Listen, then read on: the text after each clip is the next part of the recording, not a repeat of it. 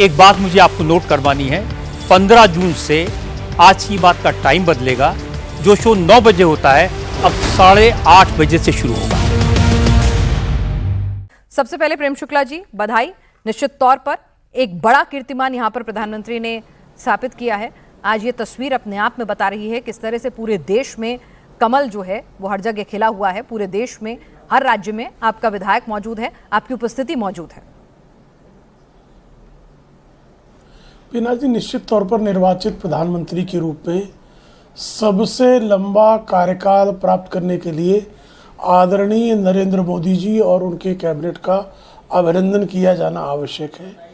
आदरणीय नरेंद्र मोदी जी के नेतृत्व में जिस तरह से बीते 12 वर्षों में भारत का कायाकल्प हुआ है, वह निश्चित तौर पर विकसित भारत को 2047 तक बनाने की जो आदरणीय नरेंद्र मोदी जी का स्वप्न है, उसकी आधारशिला इन 12 वर्षों के उनके शासनकाल में रखी गई है।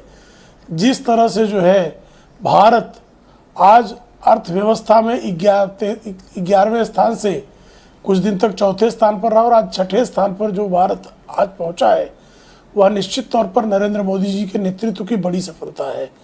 जिस तरह से 50 करोड़ से अधिक लोगों के खाते खुलना, 50 करोड़ से अधिक लोगों को आयुष्मान भारत योजना का लाभ मिलना, 16 करोड़ लोगों तक हर घर नल से जल पहुंचना, 4 करोड़ से अधिक लोगों को मुफ्त का मकान मिलना, 12 करोड़ लोगों को एलपीजी गैस कनेक्शन मिलना, 12 करोड़ लोगों को शौचालय प्राप्त होना, 80 करोड़ लोगों को जो है मुफ्त का राशन उपलब्ध होना, गर्भ से लेकर जो है अंतिम अवस्था तक हमारी स्त्री शक्ति को जो है समर्थन दिया जाना, ये सारी चीज़ें जो हैं भारत के कायाकल्प की कहानी। जिस तरह से हवाई अड्डे का निर्माण हुआ है, जिस तरह से एक्सप्रेसवे का निर्माण हुआ है, जिस तरह से हर गांव तक बिजली पहुंची है, जिस तरह से जो पूरा रेलवे का इलेक्ट्रिफिकेशन, चलिए आपके पास पूरी फेहरिस्त है प्रेम शुक्ला जी, जिस तरह से रेलवे पटरियां बनी है, जाहिर सी बात है। और इसीलिए आप बार बार सत्ता में हैं, कई बार तो राज्यों में हैट्रिक लगा रहे हैं, उन राज्यों में अपनी सरकार कायम कर रहे हैं जिसमें कभी सोचा भी नहीं था कमल खिलेगा। तो निश्चित तौर पर आपने एक नया टर्म भी कॉइन कर दिया है इस पिछले 12 सालों में, प्रो इनकम्बेंसी। एंटी इनकम्बेंसी में सरकारें जाती हुई देखी थी, प्रो इनकम्बेंसी में आती हुई सरकारें देखना, ये भी पत्रकारों के लिए, राजनीतिक विश्लेषकों के लिए एक अपना अलग अनुभव रहा है।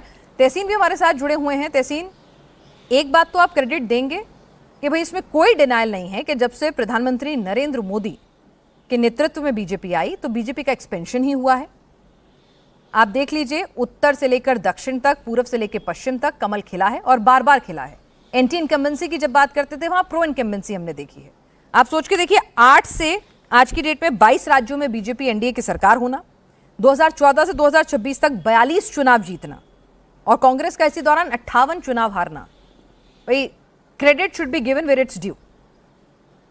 पीना जी, आपके साथ शो में शिरकत करने का मौका मिल रहा है, इसलिए आपका शुक्रगुजार हूं। सबसे पहले आदरणीय प्रधानमंत्री को, प्रेम शुक्ला जी को, सत्यप्रकाश जी को बहुत बहुत बधाई। आदरणीय प्रधानमंत्री ने अपना कार्यकाल एक नया इतिहास उन्होंने रचा है, तो इसके लिए बहुत बहुत बधाई। लेकिन मैं ये मानता हूँ, ये बात में कोई संदेह नहीं कि भाजपा पूरे देश में आज डोमिनेंट पार्टी है। उत्तर से लेकर दक्षिण तक, पूर्व से लेकर पश्चिम तक भाजपा का एक जो झंडा लहरा रहा है, कमल खिल रहा है। लेकिन इसी भाजपा के दौरान इनइक्वालिटी भरी है और इन्होंने इनइक्वालिटी का इंडेक्स चेंज करते इन्होंने ये कोशिश करी है दिखाने के लिए कि भारत में इनइक्वालिटी कम हुई है। इसी भाजपा के दौरान सबसे ज्यादा एफडीआई भारत छोड़कर गया है।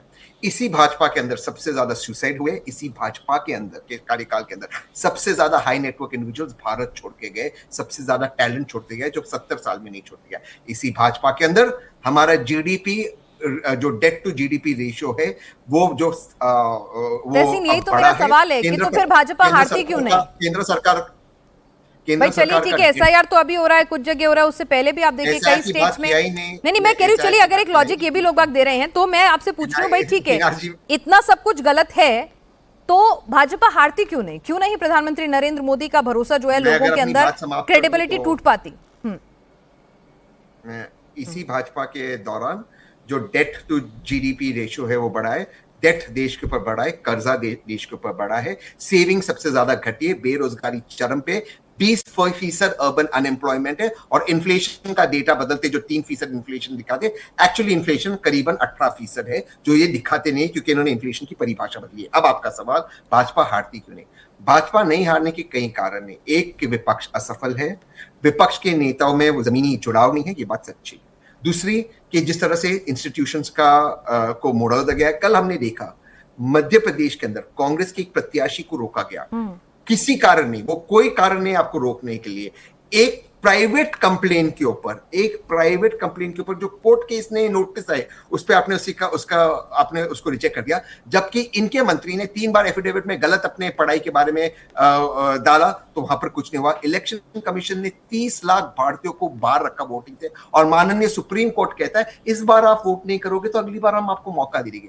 तो कहीं ना कहीं हमें भी देखना होगा कि क्या भारत ज्यादा लोकतांत्रिक मुल्क हुआ है या लोकतंत्र में नुकसान हुआ है। मुझे लगता है और मैं पूरा यकीन रखता हूं कि जो हमारे लोकतांत्रिक मूल्य है ये थोड़े से कमजोर हुए वर्तमान सरकार।